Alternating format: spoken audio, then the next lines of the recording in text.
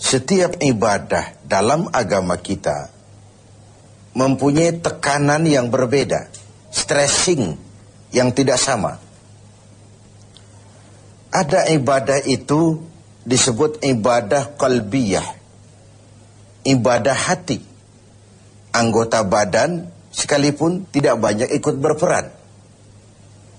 Orangnya bisa saja duduk di meja, sedang berada di kantor menghadapi tamu, tapi di hatinya Allah, Allah, Allah. Itu ibadah hati namanya. Dia bisa berdiri di tepi pantai, melihat lautan luas terhampar membiru. Bukan main lautan ini. Kalau laut saja begini hebat, apalagi yang bikin laut. Wisata seperti itu berpahala. Karena dia tidak mengagumi laut, dia mengagumi yang bikin itu laut. Dia melihat gunung tinggi menjulang ke angkasa. Bukan main gunung.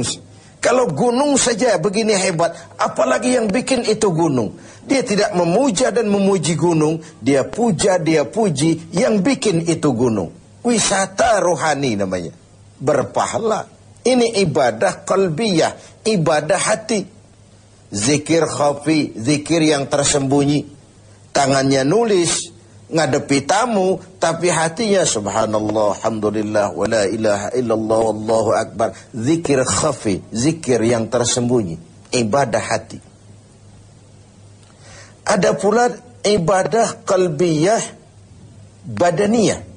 Selain hati, anggota badan. Harta tidak terlalu berperan. Tidak terlalu berperan. Misalnya puasa yang sedang kita kerjakan ini. Asal hati berniat, badan mampu mengerjakan, ibadah itu sudah bisa terlaksana. Sholat, walaupun pakai ada unsur harta, tapi kan tidak seberapa. Sarung, penekanannya tetap hati dan badan. Ada pula ibadah itu disebut qalbiyah, badaniyah, maliyah. Hati, badan, harta. Semua komponen. Ini seperti ibadah haji misalnya. Hati berniat, badan melaksanakan, harta dikeluarkan, baru bisa terlaksana ibadah itu. Kurang salah satunya, sulit terlaksana. Hati kepengen betul pergi haji. Badan sehat. Uang tidak punya, selamat ngelamun. Uang banyak, badan sehat, hati tidak kepengen. Oh, liburan akhir tahunnya sih New York, London, Paris, Rome. Tapi ke Mekah tidak pernah sampai.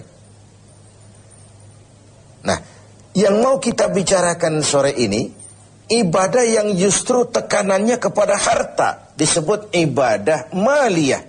Ibadah harta. Memang harta yang diminta untuk dikeluarkan dalam melaksanakan ibadah itu. Yaitu zakat, infak, dan sedekah. Kesenjangan yang alami adalah sunnatullah. Quran menjelaskan itu. Kami lebihkan rezeki sebagian kamu dari yang lain. Ada yang kaya, ada yang miskin. Ada yang alim, ada pula yang awam. Itu sunnatullah, itu natural of law. Kenapa kesenjangan kita permasalahkan? Karena kesenjangan yang terjadi, kesenjangan struktural. Kita juga menyadari bahwa pemerataan bukan menciptakan manusia Indonesia dengan standar ekonomi yang sama ala komunisme. Rumahnya sama semua, semua punya mobil, semua gajinya sekian. Tidak. Allah melebihkan rezeki sebagian kamu dari yang lain. Bukan persamaan model komunisme. Kesenjangan adalah sunnatullah. Allah lebihkan rezeki sebagian kamu dari yang lain. Pemerataan yang kita harapkan adalah terciptanya peluang dan kesempatan. Artinya kalau yang kaya bisa semakin kaya, kenapa yang miskin tidak bisa ikut naik jadi sedikit lebih maju? Yang sudah maju lebih maju lagi. Terbuka peluang untuk kesempatan adanya. Nah, untuk itu Islam memberikan tuntunan. Di dalam hartamu itu, walaupun dia hasil keringatmu, pergi pagi, pulang sore, peras keringat, banting tulang, bekerja, dengan segala kemampuan yang ada, di dalam hartamu itu, di sana ada hak yang lain.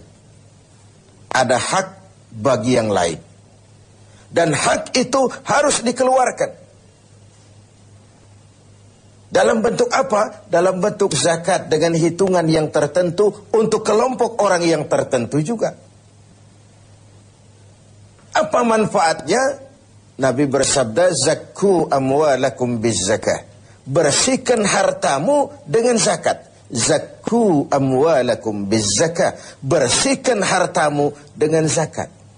Yang dimaksud di sini tentu kalau dalam harta yang kita cari itu bercampur dengan yang haram sedikit, ada yang tidak jelas sedikit, ada yang terkena syak, ragu-ragu sedikit, itu yang dibersihkan dengan zakat.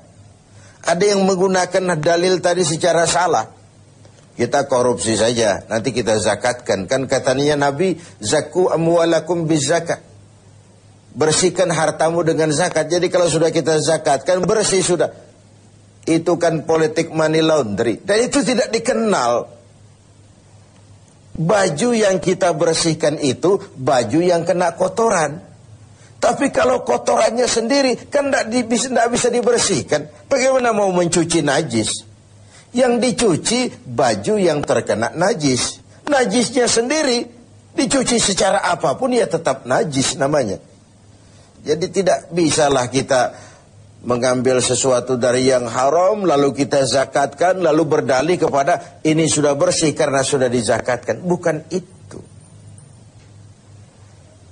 Nah, zakat fungsinya adalah membersihkan harta. Ibarat bangunan rumah, zakat itu semacam pintu, jendela, lubang angin, AC, kamar mandi, yang fungsinya membersihkan. Membersihkan harta kita kalau dia zakat mal. Membersihkan jiwa kita kalau dia zakat fitrah. Membersihkan tanam-tanaman kita kalau dia zakat zuru'.